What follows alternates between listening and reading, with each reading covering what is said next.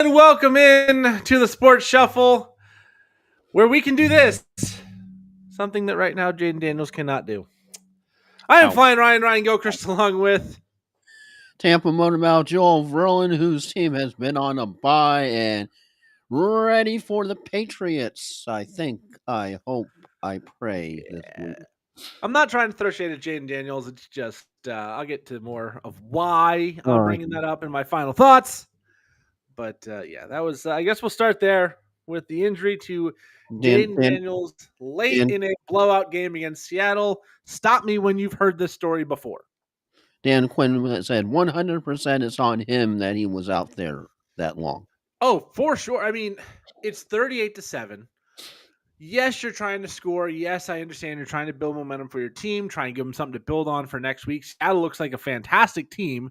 Washington, a little bit of struggle. Some of that is because Jaden Danielson missed some time. So I get the, hey, let's try and get some points and let's try and say, look, we didn't just fall apart. We kept fighting. We did what we needed to do mentally, and we can build on it going into the Detroit game this week. However, part of that needs to tell your quarterback, do not try and scramble and extend plays, get rid of the ball. I know that's not Jaden Daniels' forte, but if you're going to keep him in the game, you need to give him the instruction to protect himself so he can protect himself and protect the team, because they're going to be without him for the foreseeable future, not necessarily And season ending, but when your team is 3-6 and now you're going to a backup for multiple weeks, it may be season ending, even if it's only a 5 or 6 week injury. Dislocated elbow looked a lot worse than it actually was, but he's going to miss extended time and with a bad elbow. Jaden Daniels hasn't exactly been electric, what you would call for fantasy, because you're sort of looking over his game logs and you're kind of going, huh? Yeah, it's been a different season for the Commanders. Now, part of that is because they're not playing a last place schedule like they were last year. The level of competition has gotten better. We've had Terry McLaurin miss some time with injury. Not a surprise after the holdout. That seems to go hand in hand. Keep that in mind for future fantasy drafts, everybody. And then the defense is one of the oldest defenses in the league. They're starting to break down. Losing Austin Eckler, Bill, Ja'Cory Crosby-Merritt has not been what they were hoping he would be. I'm Trading bringing. away Brian Robinson looks really, really dumb at this point.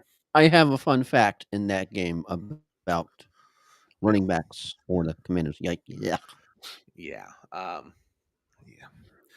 Anyways, And let's and it wasn't only Jaden Daniels, move to the next because that segment. you also had Luke McCaffrey, and anytime you say collarbone, Same game.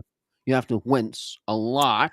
Yeah, it's a very painful injury. Fortunately, we saw it with Mike Evans. I think they're estimating he could be eligible to come back by about week 13, which is fairly soon for a broken collarbone. Assuming Luke McCaffrey is in the same boat, we could see him back in 5 to 6 weeks. However, again, it's week 9. The Commander season may be over in 5 to 6 weeks. I think that's probably over right now. And speaking of a season that is over, this And one of hurt. course, even the defense, because Marshawn Lattimore tore ACL. So Yeah, his season over. A bad week for the Commanders on injuries. For those of us who had you Jaden were talking, Daniels, it was a bad week you for were talking fantasy. about seasons being over. Sorry. Yeah, for those of us who had Jaden Daniels, it was a bad week. For those of us who had Tucker Kraft, it was a bad week. And for those of us who had both on the same roster, it was a I catastrophic week. didn't, but Tucker Kraft makes you cry because he was one of the very few set and forget tight ends out there in fantasy football. Yeah, I had him in a lot of places. Lost a game last week by less than 10 points with Jaden Daniels and Tucker Kraft on the roster. Not a guarantee that they get those extra 10 points, but that may have cost me my season in that league, because now you fall back a little further and I you're I down number one quarterback. You're down he was the number one tight end in fantasy for a portion of the time this year. I have some inspiration for you. Had somebody who was over helping me out with IT stuff and computers and all that stuff. A gentleman by the name of Carlos who does it for a living. He's not having a good fantasy season. His quarterback is Tua, so we can sort of have a moment of silence for his fantasy team. It's not great. Chris Greer was fired by the Dolphins since the last time we were on air, I believe. So that's good news for us Dolphins Yeah, fans. if And we Twitter. would have sound bites, we would need to have the Spacely you're fired because the apprentice you're fired is probably Copyright. We don't want to get pol- sued. now considered political.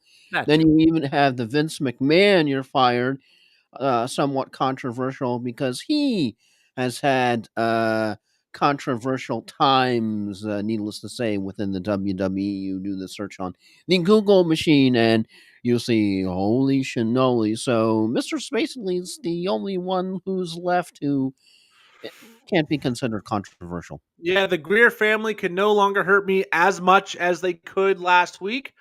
Of course, I'm a Sharks fan. It is Mike Greer, the GM for that franchise, but they seem to be going in the correct direction at least. They did a proper teardown and they're building back up. The Dolphins just suck. There's really no other way around that. Yeah, you saw all the Mike McDaniel's costume memes, and oh, they were funny. 4,000 different plays, all just giving the ball to HN. Yeah, HN and Waddle have been the only really star quality players on that team this year. Of course, Tyreek going out does not help anything for the Dolphins, just as they started looking like they were getting a roll Yeah, against. did you see Grossi's every fan's reaction? Dolphins fire sale, fire Yeah, sale, the entire team is for sale. Come and get them. and nobody did. Or the Tobias Fuke meme. We're having a fire. Oh, sale. Yeah. We need to just tear it down. Like the Jets did. I mean, they got rid of Sauce Gardner. They got rid of Quinnen Williams, got 3 first-round picks in that deal, and A.D. Mitchell from the Colts. Biggest mover on trade deadline day was the Jets. Cowboys picking up Williams, the Colts picking up Sauce Gardner. That should be a big thing. Of course, we'll get to the Colts, who had a How, very bad week. how about the Seahawks getting Rashid Shaheed? They don't need any more speed.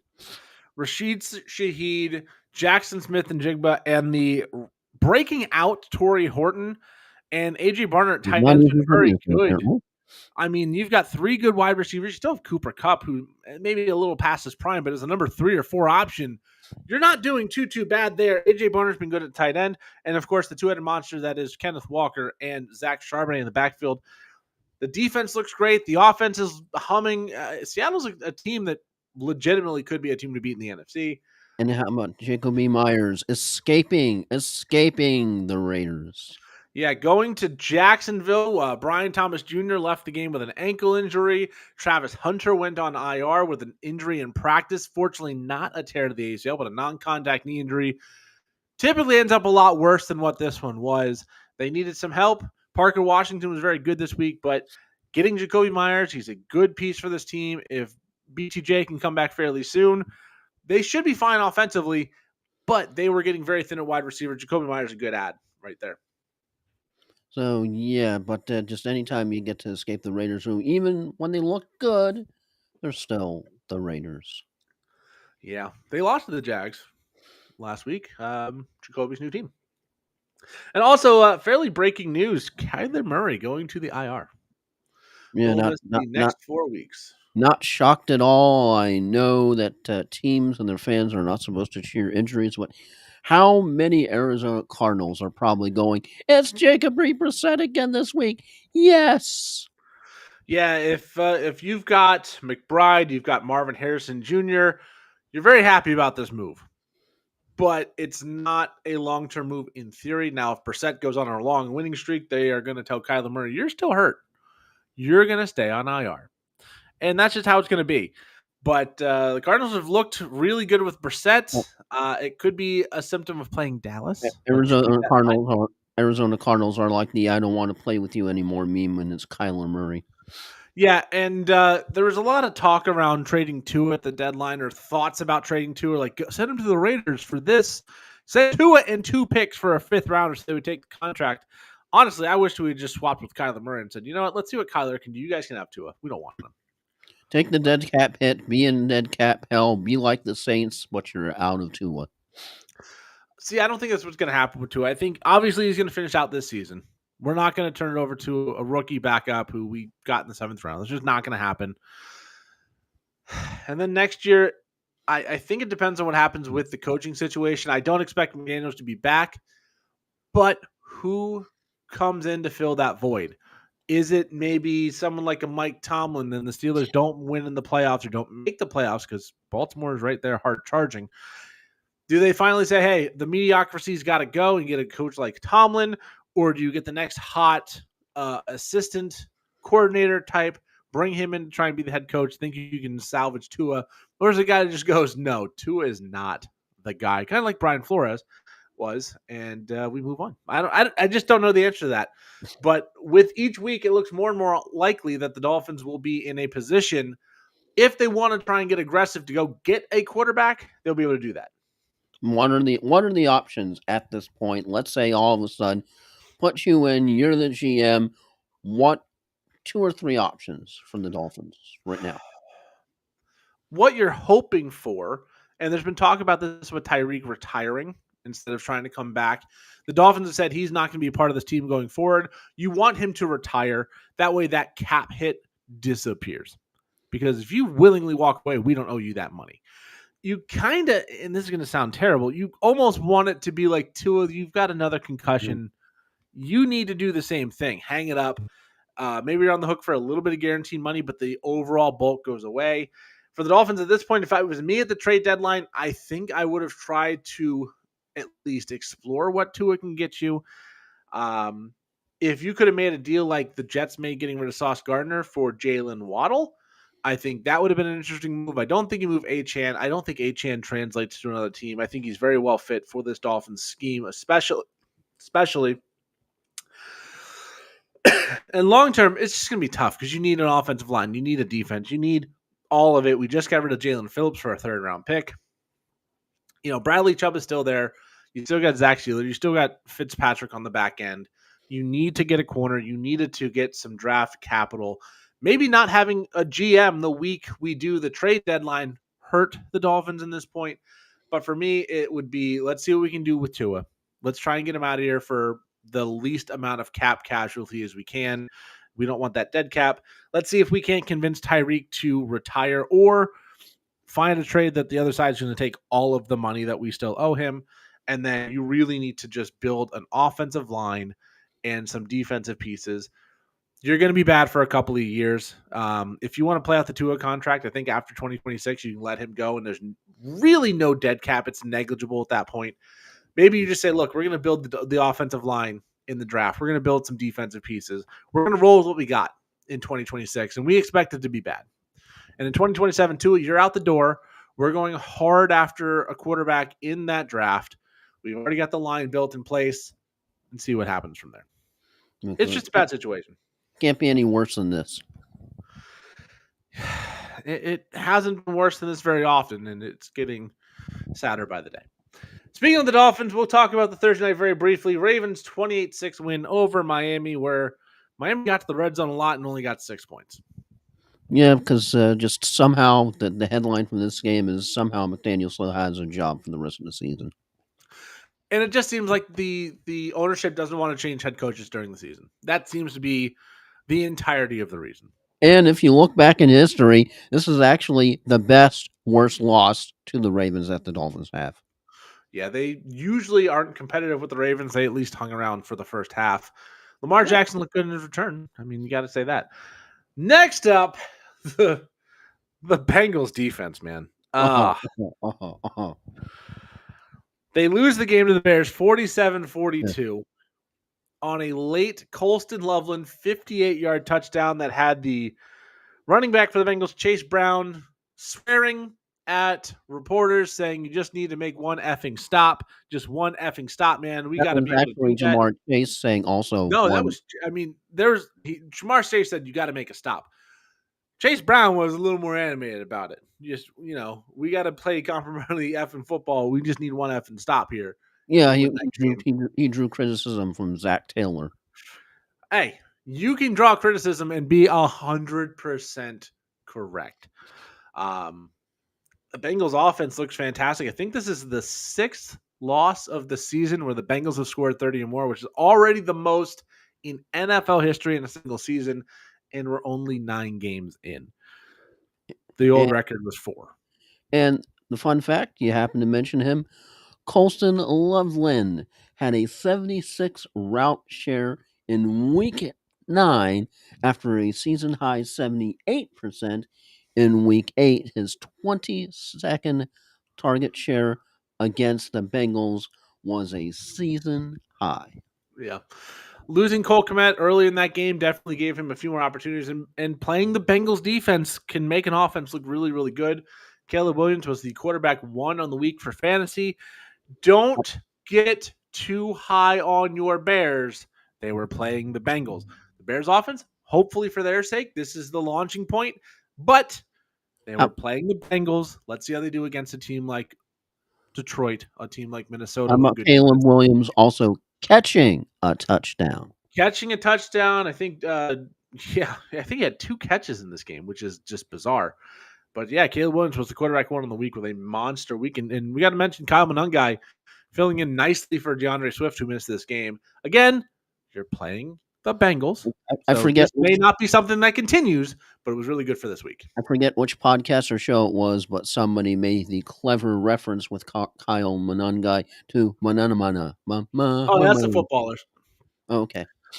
That's which one. Phenomenal. Okay. Yeah, that's it. I know that one. All right, next up, the Vikings 27-24 win over the Detroit Lions. Jahmyr Gibbs, 28 total yards in this game, his worst as a professional. The Vikings got on him early. J.J. McCarthy did what he had to do to get the win. Wasn't spectacular, but hey, he didn't need to be. The Lions just couldn't get it going on the ground, made them one-dimensional. You saw a little bit more of Jameson Williams, which was a talking point of the offensive coordinator in the week, saying they had failed him to not get him more involved. Sam Laporta, touchdown. Amon-Ra St. Brown was great, but the running game didn't get going how they needed to. It wasn't a balanced attack, and the Lions could not overcome the deficit and beat the Vikings. Vikings 4-4, Lions 5-3, and that entire division is 500 or better. Yeah. Fact number 1, Lamar Jackson, the QB1 by points per game, is averaging 0.8 standard fantasy points per contest this year. And do you want to know what's even more crazy? Joe Flacco, since joining the Bengals, is averaging 25 straight up. Yeah, he's been great over there. And do you want a sad fact about Gibbs? Yeah. Yeah, because you know if you started him this week, you're kind of going, 28 yards, it's bad. Jahmyr Gibbs had a 40.5% route participation rate against the Vikings. His lowest, how low can you go? Can you go down low of the season? He ran 17 routes versus David Montgomery's 10 in week number 9. Yeah. Well, the Lions have a good matchup this week against Washington, a game I will be at. I expect a big bounce back from Jahmyr Gibbs and the rest of the Lions in general. Moving on to another disappointment for the Packers. The NFC North leaders fall to the Panthers 16-13. Wow. Packers stay on top of the division at 5-2-1, but that division got a lot tighter this week. The Panthers move to 5-4 and have a 4-game winning streak with Bryce Young as the starting quarterback. Rico Dowdle, if you picked him up when he got the first start, you are very happy in fantasy. He may have saved your season. And people like me who had Chuba Hubbard said, hey, Rico's going to get the start. I need a running back. I'm going to go pick him up and hope for the best. Doubt about it. Handsomely rewarded with Rico Dowdle. He's been the best running back in football since he got the start. And the Panthers have committed to Rico being the lead back over Chuba Hubbard in a very substantial fashion going forward. So the Panthers, they play the Saints this week. They're 5-4. I'm not saying they are a playoff team, but they're going to be in the hunt the rest of the way. Packers do not punt once, flying. Once. They only scored 13. And hey, did you hear it was Jordan Love's birthday? Because that wasn't mentioned at all this week. Yeah, and his birthday present was Tucker Kraft blowing his ACL. Yeah, because that would be the Packers get injury to insult with brutal Tucker Kraft injury, and he gone. And since you mentioned him, ready for a fact about Mr. Rico? Oh, yeah. Rico Dowdle outsnapped Chuba Hubbard 42-13. On Sunday, he ran 12 routes to Hubbard's 4, and Dowdle became the first running back to rush for over 100 yards against the Green Bay Packers this year with 130, and Grossi's probably sad this week. Yeah, that's It's a tough loss with the name, the Carolina Panthers, but you've seen the Panthers in a few times this season. Offense step up big, defense have stepped up really big of late. We saw them shut out the Falcons, the big comeback against Miami. Neither of those teams are the caliber of Green Bay, but they shut down the Packers. This defense is getting better. The offense is doing all right. The Panthers could be one of those sneaky teams that gets into the back end of the playoffs that nobody saw coming to start the season. I don't necessarily think watch out Tampa Bay for the division, but they are second place and they look to be on the Don't rise at the very look least. past them late. Yeah, you don't want to look past the Panthers. They will get you. Next up, the defensive game of the week. We expect this one to be low scoring, and it was. Broncos 18-15 win over the Houston Texans. CJ Stroud leaving this one early with a concussion. 5 field goals for the Texans. Most of those drives led by Davis Mills, the backup. RJ Harvey, a late touchdown reception for his second good fantasy week in a row. Not on a lot of touches, but very productive when he does get them. Probably not a fantasy start quite yet, but there are teams where he's going to be good enough to make your lineup right now. The Broncos 7-2, starting to pull away from teams in that division just a little bit, and looks like a perennial playoff team going forward, even if they've been inconsistent offensively. Yeah, bad day and injury for Stroud. As the hit was criticized a lot, and Clean hit. 100% clean hit, clean hit. clean hit, bad slide. Too late of a slide. You got him in the chest, but that concussive force hitting him in the chest, it gave a whiplash effect to the head. Head hit the turf. He's got a concussion. They actually threw the flag and picked it up and said, look, he was in the act of hitting you when you started to slide, and he got you in the chest. He did everything he could to not injure you. Unfortunately, your head hit the turf with a lot of force. You have a concussion. You're out. But it wasn't a dirty play. And I respect the refs for actually picking up the flag and calling that correctly when it looks bad, especially on a quarterback. And how about Cortland Sutton over his first 5 games, 16.1 PPR points per game.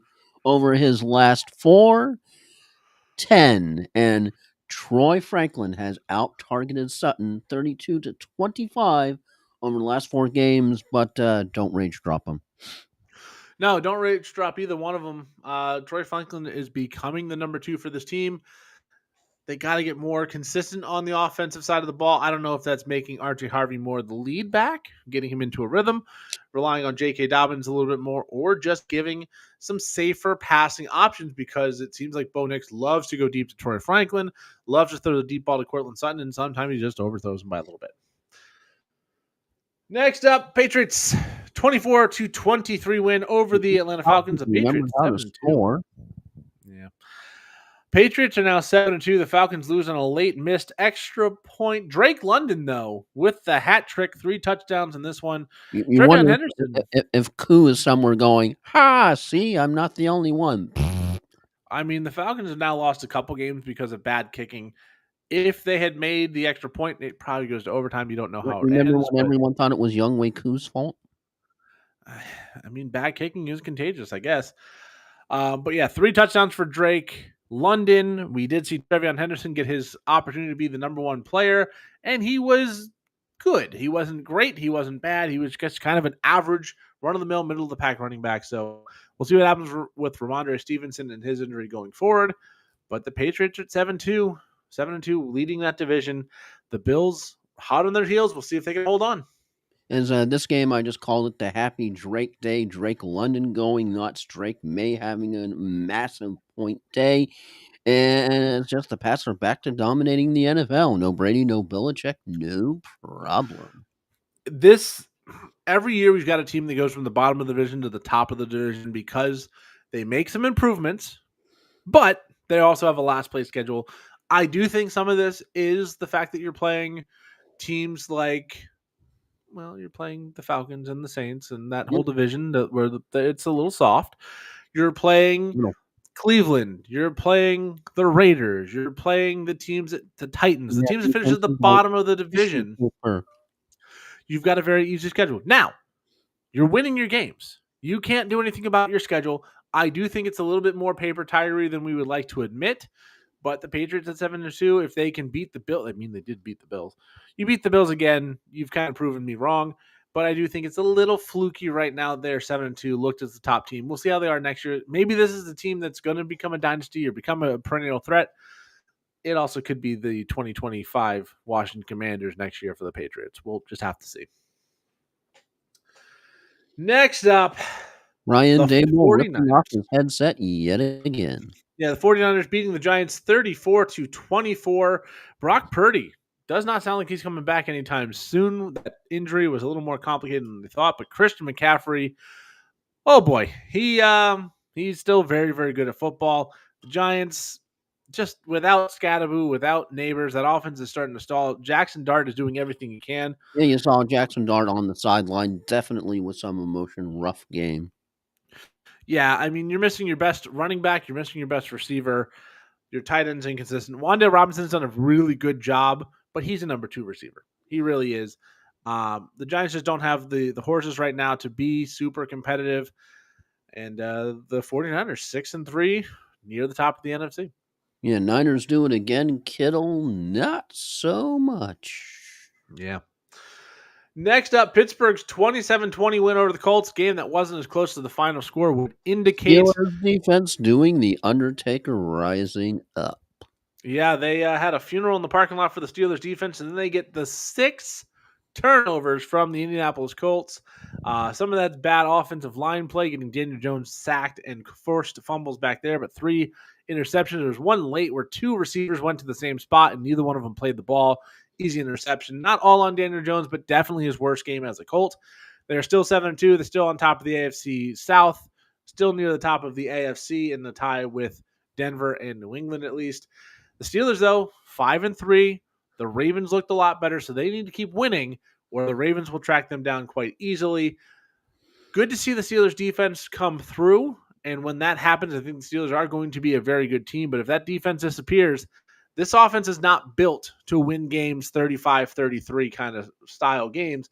They're built to win games more that 24-20 style like this one was. It's nice to see the Steelers D rise from the shadow realm. Indiana Jones and Jonathan Taylor all of a sudden look like mere mortals. And how about Alec Pierce has seen 28 targets over the last 3 games? Michael Pittman is at 30. You know, if you started Pittman, you're doing the dance. Yeah. Pittman, Alec Pierce, Tyler Warren, all have been good. Downs has had some good weeks. So they just got rid of A.D. Mitchell, who had that fumble on the goal line. He is now a Jet. I think you can play all of these guys in this right situation going forward. It's just hopefully they face a worse defense going forward. I think that's going to happen, and the Colts will be just fine. There are some people freaking out that this is the you know pumpkining. You know, the potential frauds with the Colts meme is probably making its way around the internet this week. It's like, slow your roll, everybody. Yeah, it's one game. They played a good Steelers team, and they showed a lot of fight. Jonathan Taylor didn't get it going. That's never been a good sign for the Colts since he's been on that team. If Jonathan Taylor has a bad game, usually Colts have a bad game as well. Don't worry about these guys. Every team has a bad week. There hasn't been an undefeated team in the regular season since 2007. There's only been one perfect team through the Super Bowl. This is just a down week for Indianapolis. Don't freak out here. Speaking of freaking out a little bit, the Titans put a real scare into the Chargers. The Chargers do come back and win this 27-20. Titans are still ass at home, though. They're still ass. But a pick 6 and a punt return early put the Chargers in, I think it was a 14-3 hole, and then they had to battle their way out of it. I said I didn't think Keenan Allen was going to be a part of the game plan as much this week. They wouldn't need the possession guy. That was true. It was Quentin Johnson and Aronde Gadsden Jr. week. Unfortunately, Ladd McConkey was also not a huge factor in this one. Kamani Vidal got brutalized. If you started McConkey and you were McSad. Yeah, Kamani Vidal did not have a good week. This was just a weird game, but the Chargers do prevail. They moved to 6-3. The Titans, they lose once again. I think it was one of their better performances of the year, but just not good enough still. Well, when you think about all the talk, right, Flying, all the talk about who do you pick up for Omarion Hampton if he's on your IR, then you had all the fab excitement about, well, it's got to be Hassan Haskins, and he's on IR right now. Yay. And then you have Vidal, who had just a 57% running back rush share against the Titans, his lowest tally since Omarion Hampton's injury. He also had the lowest target share over that time of 3.6% and his lowest PPR output of just 3 points. Insert the bum bum bum bum there.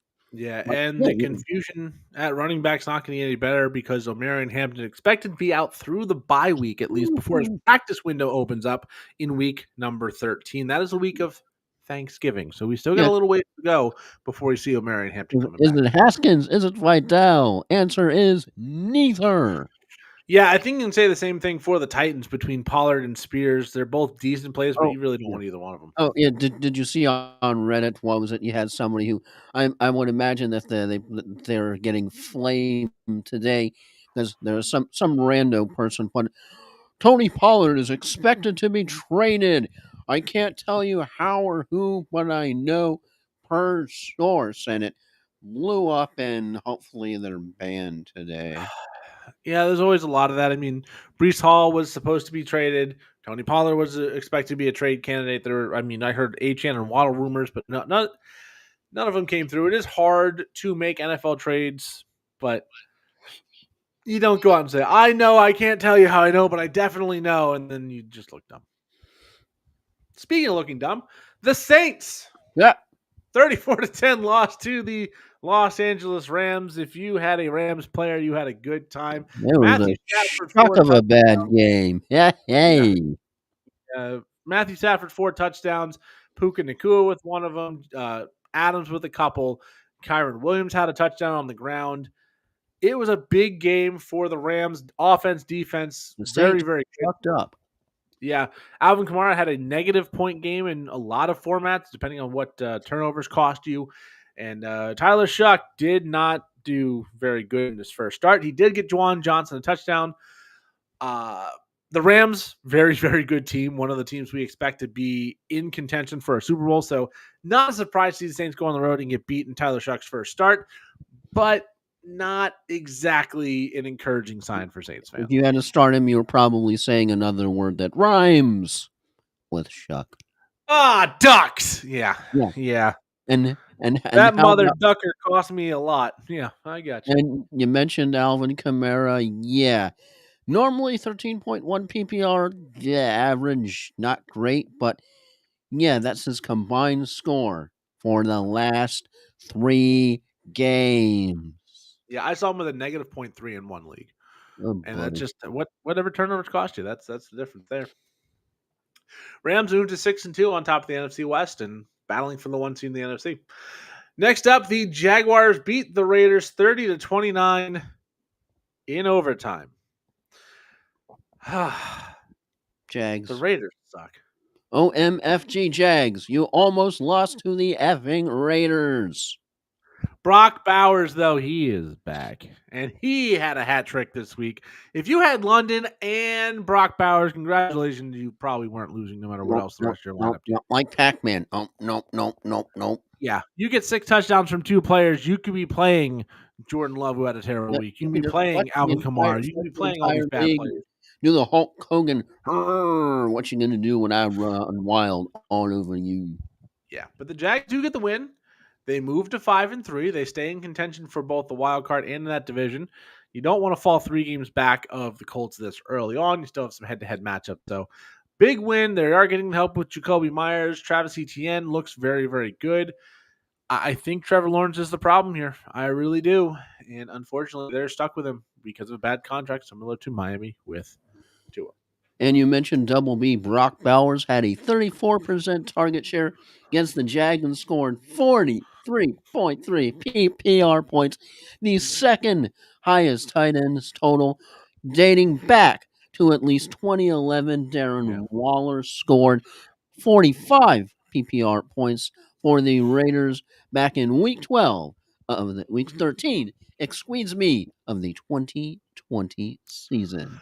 Yeah, it's been a little while. But Brock Bowers, the return was well worth the wait. Next up, the Bills beat the Chiefs 28-21 because it's the regular season, and the Bills beat the Chiefs in the regular season. The Patrick following Mahomes throw is not reviewable. Yeah. Patrick Mahomes' career low in completion percentage. Josh Allen in completion percentage career high. So that'll tell you how this game kind of went for both offenses. Rashee Rice did get a touchdown for the Chiefs. So if you played him in fantasy, you were happy. Cook, very good game once again, and Josh Allen is still Josh Allen. The Bills 6-2, still behind the Patriots, but still well in contention for not only the division or the number 1 overall seed. Beating Kansas City should help them get home field over them in the playoffs, assuming Kansas City and Buffalo both make it that far. Yeah, I guess the Chiefs' Venmo payments to the refs weren't able to clear in time for the game, as the joke goes, but the refs not able to save the Chiefs. Bills win, and just you see the post in headlines about how the Bills were able to defeat the Chiefs, all caps. It's just like, calm down, media. It's November. Let's see what the Bills do in January. Big win. The Chiefs getting back to full strength, but just calm the bleep down. Yeah, the Bills have been 6-2, 8 weeks, 9 weeks in. Many times in the last few years. They've beaten the Chiefs, often at home, many times in the regular season the last few years. It doesn't matter right now. For Buffalo and their fans, I guarantee you, if they don't win a Super Bowl or get to the Super Bowl at least, this win will mean exactly nothing. It'll be like The Rock. It'll be like The Rock. It doesn't matter what your opinion is. Yeah, it's for Buffalo, you're in the window where it is Super Bowl or bust. I don't think they have the pieces as a wide receiver to get that done. I think that is an Achilles heel for this team that's just going to keep biting them because Keon Coleman is not taking the next step. Josh Palmer's been bad. Khalil Shakir is a good receiver, but he's not a leading receiver. Dalton Kincaid, though, he's emerging right now as an elite tight end, which is really good right now the Bills' legacy is what, Ryan? The 3 pictures of Stephon Diggs seeing another team hoist the AFC Championship trophy 3 years in a row. And as a Dolphins fan, that makes me so sad to see the Bills sad. It's definitely not something that brings me joy that the Bills have lost 4 consecutive Super Bowls and has that picture many times over. Next up, Seattle wins 38-14 over the Commanders. We kind of talked through a lot of this game already. Fugly game. With the injuries to the Commanders, the Seahawks just erupting in the second quarter. Torrey Horton with a couple touchdown passes. JSN is unguardable. And Sam Darnold, his best game of the season. The Commanders are losing Jaden Daniels, facing a very tough Detroit team in week number 10, 3-7. Very much looks like it's on the horizon. And at that point, you need to pretty much win out to have a shot in the playoff picture. So again, Washington season's getting late early, and Seattle looks like they might be rolling to a division title if they can keep it up. Yeah, my headline for this one, and 2 fun facts after the headline. Did not realize the Commanders were a part of the government shutdown. Hey, yeah, I know that. They've lost 4 in a row. It's uncanny how similar the timelines are on that. And 2 fun facts, because I know that joke hasn't been overused 500,000 times already. But Torrey Horton ran a route on a season-high 83% of Seattle's dropbacks without Cooper Kupp and Washington running backs. Remember all the pop and all the sizzle about Bill. Washington running backs saw 1 target last night, and it went to Bill, who hasn't hit a double-digit percentage target share yet this season, Ryan. Yeah, hasn't had a run longer than 11 yards in the last 4 or 5 weeks. He's been bad. I mean, you can't say it any other way. He is just Bill. Maybe it's Bill. Oh no! You gotta find the right time. Well, that one's probably right up there with the government one, but at least that one's fresher. Yeah, a little bit. All right, last game of the week. Cardinals 27-17 win over the Dallas Cowboys. That no one probably saw because of the dispute, but probably that's not a bad thing. Yeah, if you have YouTube TV, you could not watch this on YouTube TV because ESPN and YouTube TV trying to figure out how much money you have to pay them to get service for this as they go back and forth with each other. If you do have the antenna like some old people do, you can watch this game on the antenna, which is actually how I watched this game, so I was fortunate to see it. The Cardinals really looked in control with Kyler Murray out. Jacoby Brissett, very, very good. Career high in receptions for Marvin Harrison Jr. The first game where he really looked like the guy they drafted 4th overall last year for the Cowboys. A blocked punt touchdown off the face mask of the blocker was the highlight of the game. Did they Only ever one credit that? touchdown for the Because Cowboys offense. I saw that in the ESPN league, it wasn't being credited to the DST. I'm sure it had to be fixed. I mean, that is a defensive or special teams touchdown. It should be there. If not, that's why you don't play on ESPN. It's kind of how that goes. But only one offensive touchdown for the high-powered Cowboys offense. Not a good look. The Cardinals, they were up 17 going into the fourth, and it looked like, I mean, there was a I'm couple of assuming high opportunities. powered was being sarcastic. Yeah. I mean, they've been high-powered this season. They were the first team to allow and score 30 points a game through the first 8 weeks. So high-powered, yeah, this week was sarcastic, but overall not so much.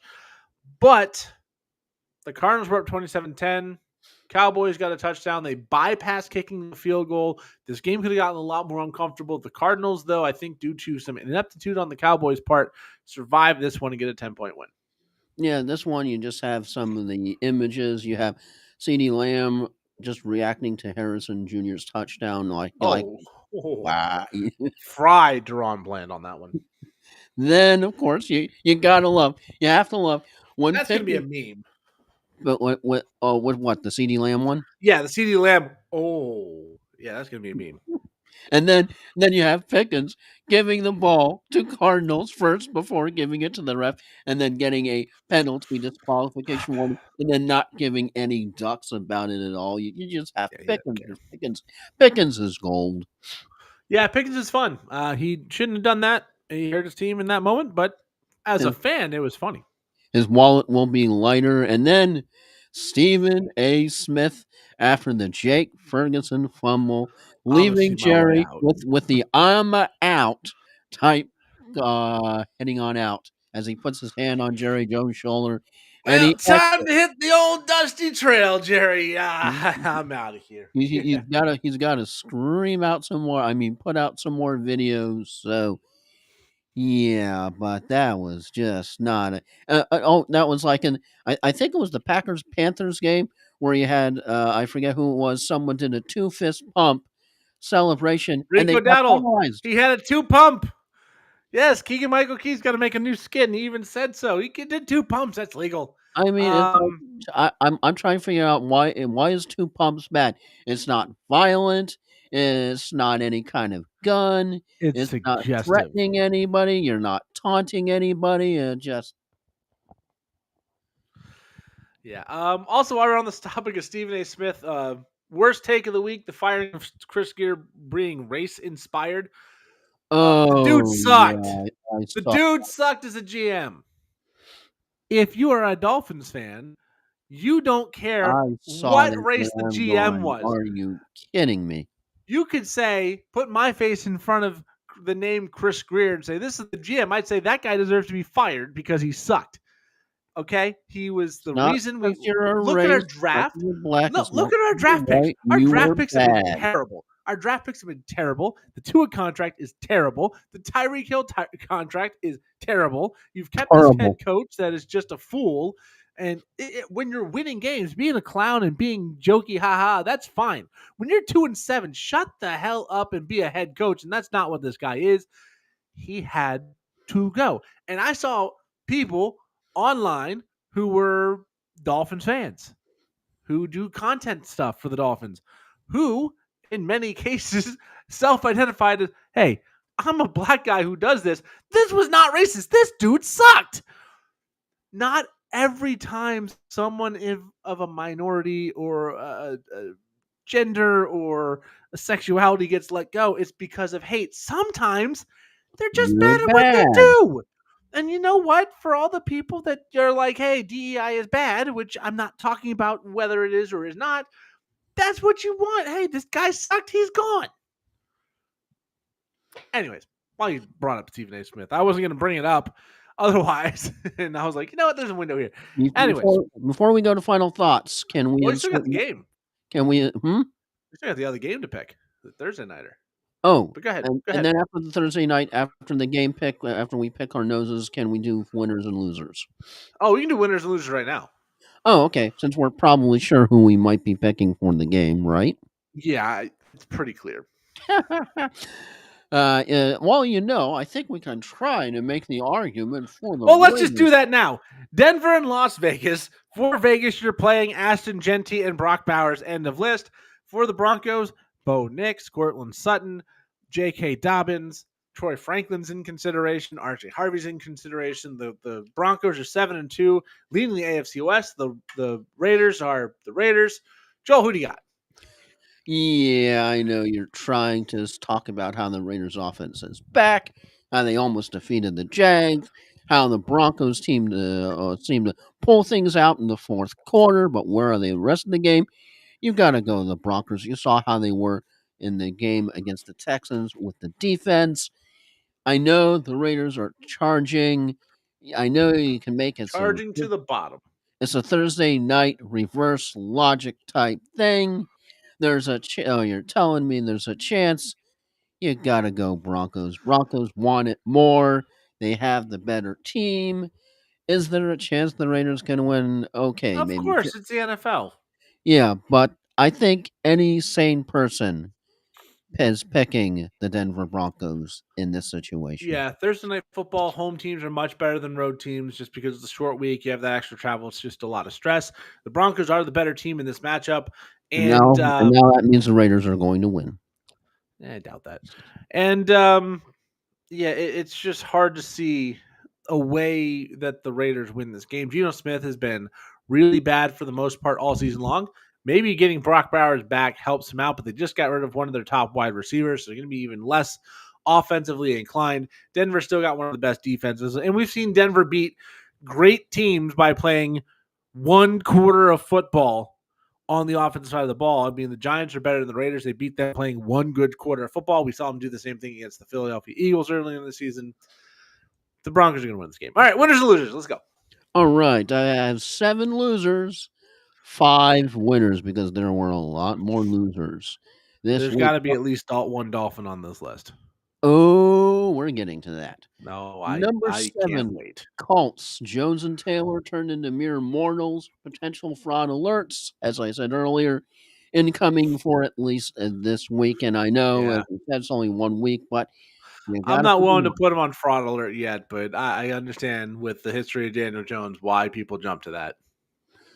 Number 6, the Cowboys. Stephen A. doing his I'm out, like we just talked about.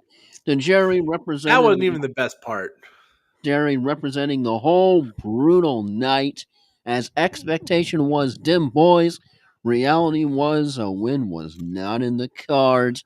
And in games where Jerry Jones goes on the Stephen A. Smith show before a primetime game, the Cowboys are now 0-1. And not to mention, he said, "Oh, we've made a deal. We can't tell you about it right now, but it's a big deal." There's a 7th-round pick for Logan Wilson. Yes, they got Quinton Williams later in the day. The best part of that whole thing is you had this cryptic, "Oh, we made a trade. We're gonna get someone to help this team out, but we can't tell you about it. It's so good. It's so big." And Troy Aikman goes, "There's not one player that can come in here and fix this mess." Former Dallas Cowboys Troy Hall of Aikman Fame wins the Super Bowl effing winning week. quarterback mic drop on Jared Jones with that. I don't care about his trade. This team sucks. We're 1 player away on the defense. 1 player away. We're all in. Okay, Jerry. Yeah. I know he's got a lot more money than I'll ever have, but okay, Jerry. Yeah. Okay, number 5, the Packers. Tom Grossi is sad this week, and not only did you lose to the Panthers, you also lost Tucker Kraft for the year. Do we even know what the Packers are?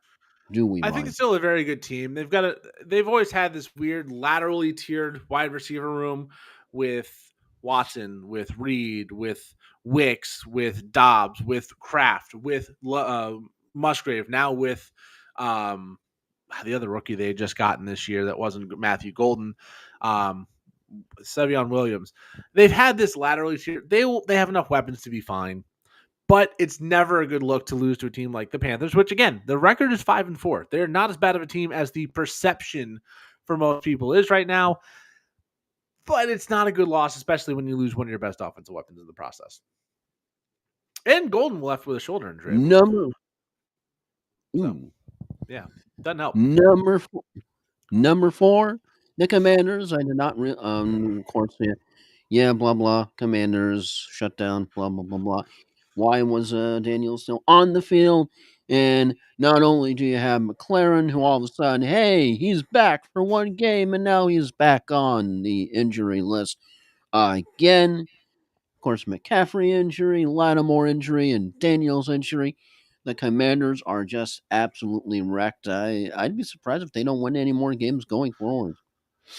I haven't looked at the schedule to see how difficult it is, but it's a tough division. They have tough opponents. They definitely have to play in that capacity. They have a second place schedule, so they're going to play better teams outside of the division. It's possible they finish as a 3 to 5 win team very easily at 3-6 right now. Number three, the Bengals.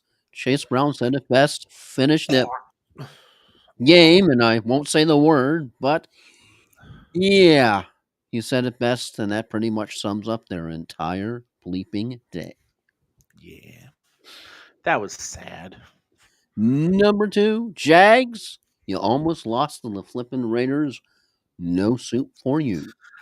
And I can do the math. As I said, there's got to be Dolphins on this list, and there's one spot left. So You got it. The number one loser of the week. You guessed it, flying. Your Miami has the Dolphins, the stupid football team. They make the fans cry end to end like no one's ever seen. In the air or on the ground, they're never in control. And when you're wanting for Miami, they won't win the Super Bowl because they're not. When you think Miami, you think of toilet bowls. Dolphins embarrassing performance on Thursday Night Football, and really can't throw everything on McDaniels. I know he doesn't exactly exude confidence in the pressers until they move on from Tua, and just that crazy contract that the Dolphins aren't cursed with. Greer's gone. That's a good step, but you're stuck with Coach McQuirky for right now. That's the name I gave him. And the Dolphins, the number one loser for week number 9. Are you ready for some winners? Unless you have some more thoughts about your greatest football team, the greatest in the land. I am a Dolphins fan, and I support your decision to put them at number one loser of the week. Because let's talk about some happiness. All right, happiness. We got 5 winners. Number 5, that's going to be the Seahawks. Seattle finally has something to celebrate, unlike last week. Certain baseball game and stuff that happened. But Darnold, JSN, and now you have a little Rashid Shaheed action. It's only going to get better from here, Seahawks. Yeah, it should. I mean, this defense looks elite once again, and you got a lot of weapons. This is a special looking opportunity for the Seahawks. Winner number 4, the Raiders, because even in the loss, the Jags almost choked. Yes, I'm putting the Raiders in as a winner for this week. I mean, they got Brock Powers. That's about as good as you can say. Number 3, Steelers, and specifically their defense doing the Undertaker thing. Welcome back. All they have to do is just have a funeral in the parking lot, and all of a sudden, they have come back from the dead. Yeah, how do you get a coffin in the tailgate? Yeah, I'm trying to. That's the question I have. Is like, I understand like people can tow in smokers and grills and all that, and if you're in a tailgate, a coffin. I'm pretty sure the parking attendant should look at him and like, can you explain yourself? Like, why are you bringing a coffin? Need to see the supervisor. We have somebody trying to bring in a coffin. A what? A coffin.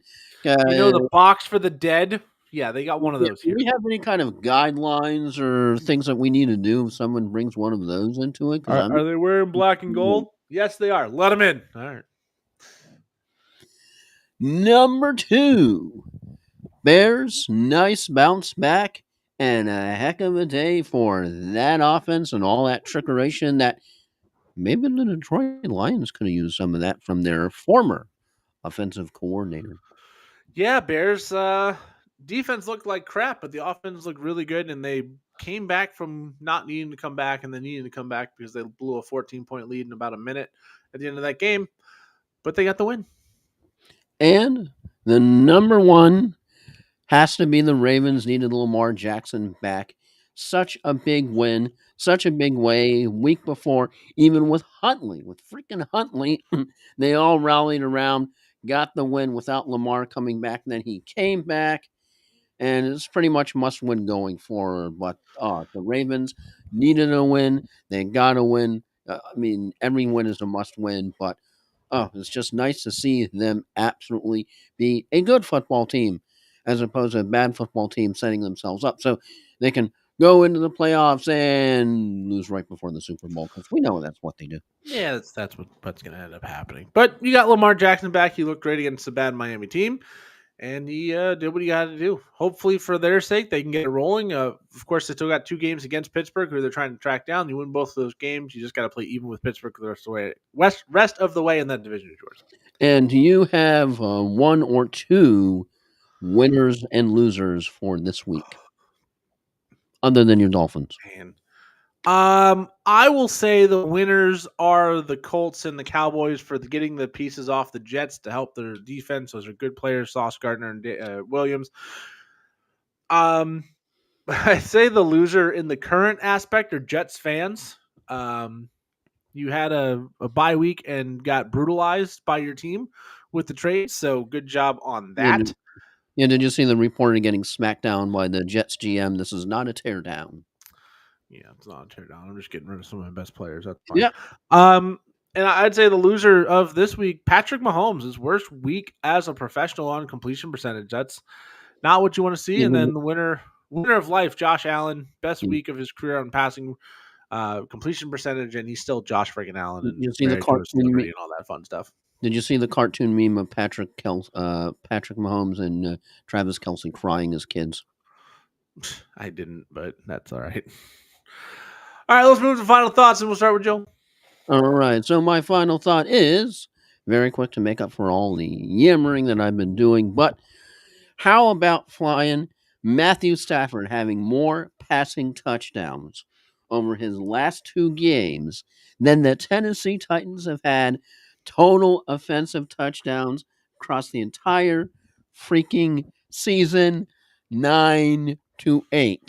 That's ass. That is ass. Titans football, we ass. It's kind of like the Russell Wilson Broncos country. Let's ride. Titans Nation, we ass. Anytime you mention Russell Wilson, you got to throw the crossbar. Yeah. Who was it? There was someone else. I think it was Caleb Williams hit the upright in the game, throwing the ball away this weekend. Oink. For me, it's going to be, we're talking about the Washington-Detroit game. I'm going up to Washington this weekend, which, side note, with the government shutdown and everything going on with the TSA, I am really looking forward to flying this weekend. I just can't wait for that. Definite sarcasm there. Definite sarcasm. Who doesn't love a bunch of non-paid volunteers at this point? For the flight going to Washington, D.C., you may experience some delays. Please be aware. As long as it didn't have the same problem as a certain flight from UPS the last 24 hours. Yeah, so that's a little worse. We don't want that, but I'm not looking forward to that flight. But anyways, I think they actually ran out of fuel. Ew. Anyways, going to see Washington, Detroit. I've noticed with our football trips, we got this disturbing little trend going. The first year we went, we saw Green Bay and the Rams, no issue. The next year we didn't go because one of our friends, who we went for his bachelor party, got married, spent a lot of the wedding. We didn't do the trip. Since then, this trip has been semi-cursed. And by that, I mean, we've planned to 3 games, and we will have 4 backup quarterbacks in that time. 2 years ago, went to Buffalo. We were like, hey, Josh Allen, he's awesome. You know what we want to see? The Jets just got Aaron Rodgers. That would be a great game because Aaron Rodgers is a legend. Josh Allen is a legend who is still ascending. We can't wait to see Aaron Rodgers play Josh Allen. Then 4 snaps into the season for the Jets, we were no longer seeing Josh Allen versus Aaron Rodgers. We're seeing Josh Allen versus Zach Wilson. Went. Anyways, next year, the guy who got married had his first kid. So we come to Jacksonville, something a little closer for family down here. We go to Jacksonville. We see the Vikings and the Jaguars. The quarterback matchup of Sam Darnold, who was, again, the backup to J.J. McCarthy, reminding everybody, and Mac Jones. It was a 12-7 game. It was not great. And then this year we have the Lions and the Commanders, where Are you sure that wasn't a we were baseball going to game? see what that. Are you sure that wasn't a baseball game? I'm sure there'd be a lot more action in a 12-7 baseball game than there was in that one. And this year we were like, oh man, Jaden Daniels and the Commanders versus the Lions. This was an NFC divisional game that was one of the best games of the year. Can't wait to see the rematch between the up-and-coming young stud quarterback and a juggernaut in the Detroit Lions. And now it's going to be Marcus Mariota and the injury-riddled Commanders hosting the Detroit Lions in the most cursed field in the NFL. So next year, I'm going to say when we make a decision where we're going to go, I'm going to let everybody know. And don't draft anybody, either quarterback, in that game. We're curious if we can be predatory about this now. Like, hey, hypothetically, what if we maybe did, I don't know, just something crazy like, let's just say Chiefs Patriots. Let's see if we can't curse one of those two. So we'll see. But yeah, it's become a little bit of a cursed trip with quarterbacks, not the trips themselves. The trips themselves have been great. I'm sure this one will be great as well. But if you drafted Jaden Daniels or Aaron Rodgers in 2022, or for some reason Trevor Lawrence or We shall Jason see next McCarthy. week. We shall see Sorry. next week if Ryan has any flying stories to tell us. I hope not. I hope my story is I got to read some of the Hitchhiker's Guide to the Galaxy books that I'm going to be starting here very shortly that Joel recommended.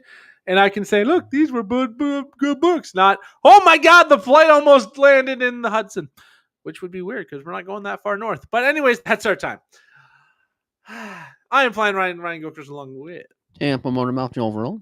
Back in a couple days to do the rest of Week 9's picks or Week 10's picks. That'll have to be Friday night. Yeah, it'll have to be Friday night because I will not be around on Saturday because I'll be hopefully having a very good time with some friends before a hopefully surprisingly good football game, but our hopes have been dashed. Anyway, with that, we go.